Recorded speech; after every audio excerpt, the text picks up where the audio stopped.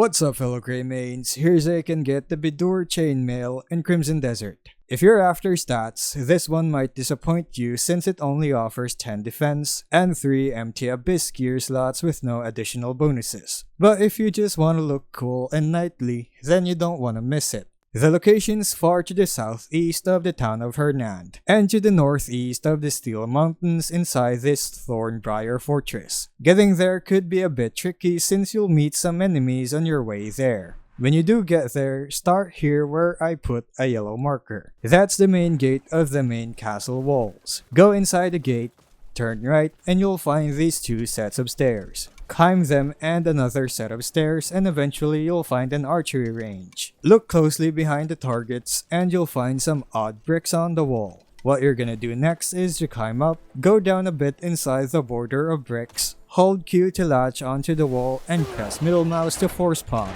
The wall will rotate, sending you inside a room with the chest. Loot the chest and you've got some nice looking chainmail. And that's all of it. If you found this video helpful, don't forget to like and subscribe for more Crimson Desert guides. Thanks for tuning in, and I'll see you in the next video.